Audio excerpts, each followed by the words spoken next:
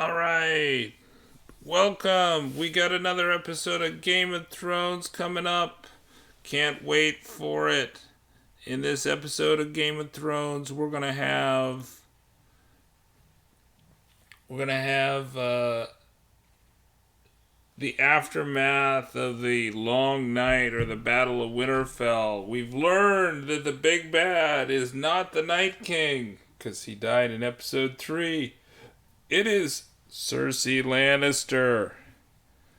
So, how are our heroes from the Targaryen side of Dany and potentially Jon, and then our heroes the from the Stark side of Sansa and Brienne and Arya? How are they going to win the throne and take it away from the evil Mad Queen Cersei Lannister and the mad pirate Euron Greyjoy after they've lost most of their armies, but they still have 2 dragons? So I saw in my earlier live stream, I showed you how that both Rhaegal the dragon and Drogon the dragon are still with Dany, and also Jon still has his dire wolf ghost.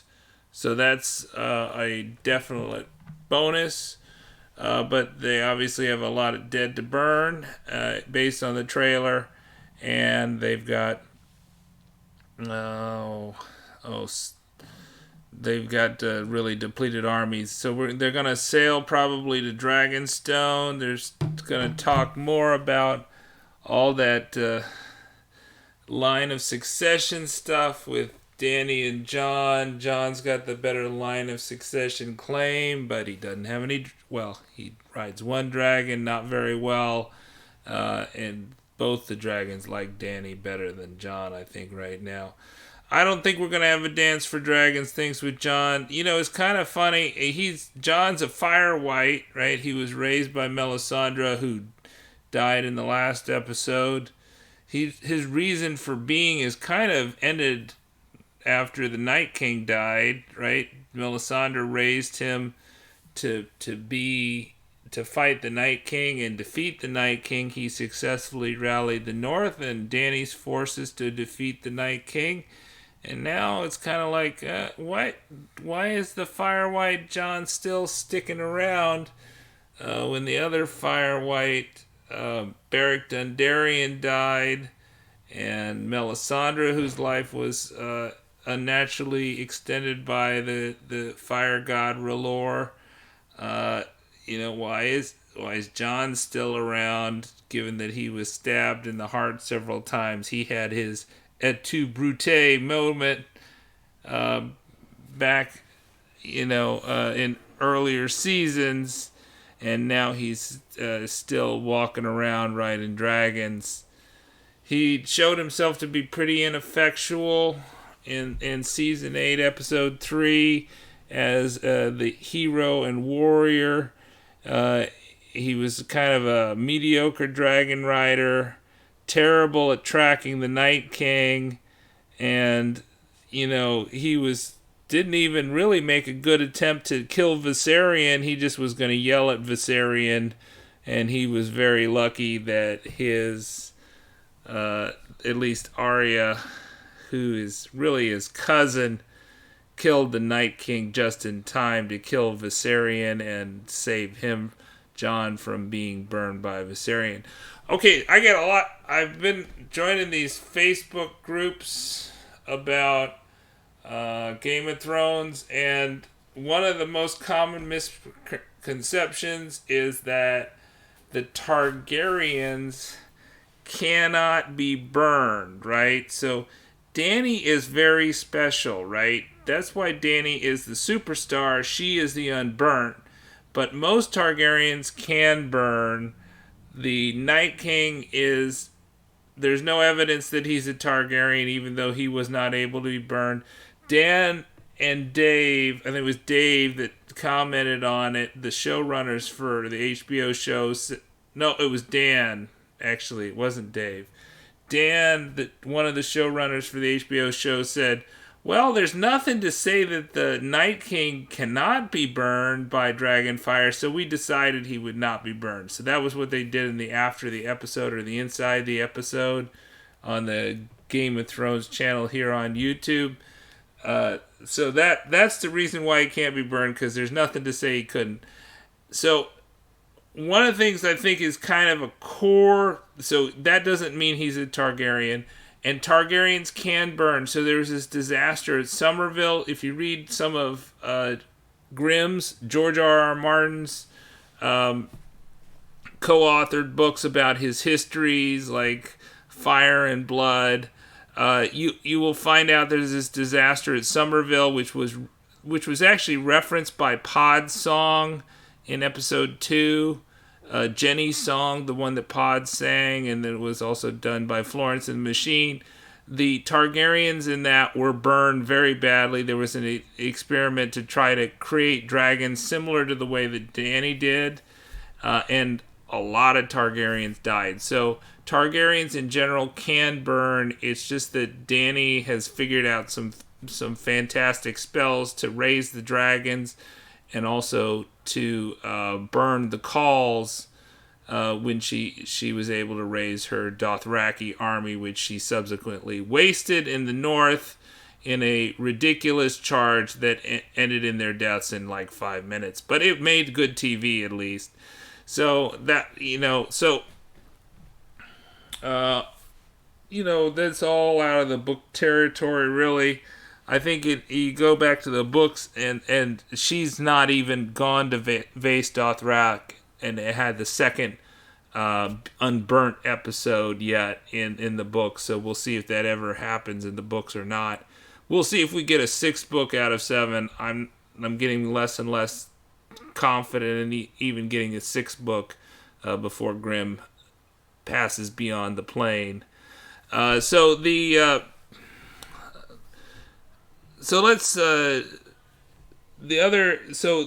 whole thing about the Night King, right? The Night King plot is completely a show plot. So I've been watching the Westeros channel. They're some of the co-authors of George R.R. Martin, and you want to talk about the lore of the saga, or the Song of Ice and Fire. The Westeros people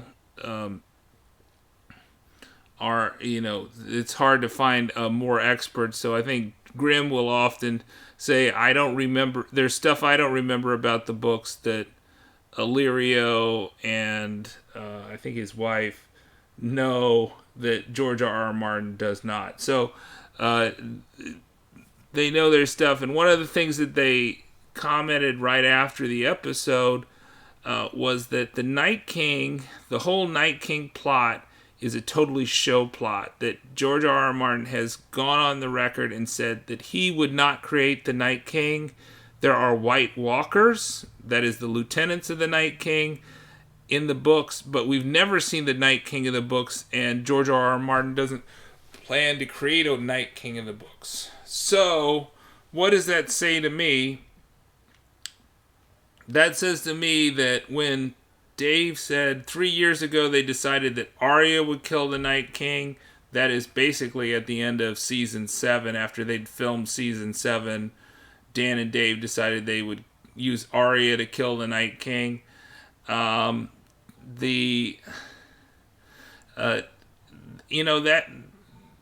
is a totally show plot. There's probably never going to be a Night King in the books. He's not showed his face yet in the books, and so they could do with the Night King what they want. Night King's not going to be the big bad, really, of the books, because he's never been in the books. So that's probably why they're turning to Cersei as the big bad now. Is that that who's left? That being said, it's possible Euron's going to outlive Cersei. I wouldn't put it past it, although the betting markets aren't saying much. I did an earlier video about what the betting markets are saying this week. Jon has moved up to about 30% chance of winning the Iron Throne, and that he leads most of the other people that are in the 10. Most of the other top 5 are in the 10% range or close to it. But still, I think that Jon's reason d'etre has ceased to exist, and so I'm not super bullish on Jon, although I think he's a fairly effective politician. If you think about what Jon has accomplished all these seasons besides being resurrected, is that he's been able to convince people to do things that they typically would not do. He convinced Dany to set aside the Iron Throne. He convinced the Northern Lords to accept the Wildlings. He convinced the Night Watch to accept the Wildlings. Although he didn't completely do that because he did lose his life doing that. But he's kind of a motivational guy. He motivates people. He motivated people to name him the King of the North. But is he a great warrior? I'm not really convinced. They even make jokes about how small he is in the show. He's small in real life. Kit Harington's not the tallest guy in the world. But, you haven't seen him really do great feats of swordsmanship and daring do. He really struggled, even like in Hardhome, he struggled to defeat one White Walker with sword play with his Valyrian steel blade. So I mean, he's not the best guy out there. He's not the sword of the morning or anything like that. But what he does do well is he does kind of get a coalition together of people that support him, much like Sansa does. He's also a pretty terrible tactician when it comes to battle. If you watch the episode, the tactics of this battle were pretty terrible. He did a pretty terrible job of bird dogging Bran, which was his primary thing. He's a terrible dragon rider, which seems true to the story here. But he's, that's maybe not his skill set of being a great warrior. Okay, so when we look at the pre... if we look at the kind of the pre... pictures for this episode and the preview of this episode, season 4 or season 8, episode 4, we don't see any pictures of Jaime, Pod, Brienne, or Jaime Lannister, right? And I think the show is really sold as a bill of goods that Jaime is this wonderful guy, and that he's totally broken with the Lannister house and his sister, and the mother of his children, Cersei Lannister. I think he's still a Lannister. He loves the troops that he led into battle in season 7 and who were mostly burned or killed by Dany's forces, and that I don't think he's going to set aside those grudges as easily as people think he is.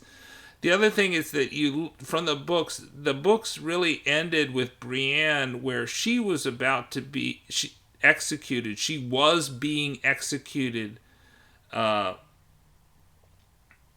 Ned Stark's the shade of Ned Stark's wife, Lady Stoneheart, because she was wearing Lannister armor. And if you think about Brienne, she's been kind of continuously bribed, conflict of interest with Jaime. And, think of all the things that the House Stark has given her. Basically nothing. Jaime has given her knighthood. Jaime has given her Valyrian steel sword. She even wears, I think, at least in the book, she wears Lannister armor, although maybe she still wears the Renly armor in the show. but she's conflicted, and she also, is probably, physically attracted to Jaime. So all those things mean that she's got divided loyalties. Obviously, Pod is, he rose up under the tutelage of House Lannister under Tyrion. I have less worries about Tyrion's loyalties than I do have with Jaime's. So the fact that Jaime's not in the episode, did they flee? Did Pod, Jaime, Brienne, and Jaime flee? So I don't know. All right, so I'm gonna have to stop the live stream now. Talk to you later. Bye.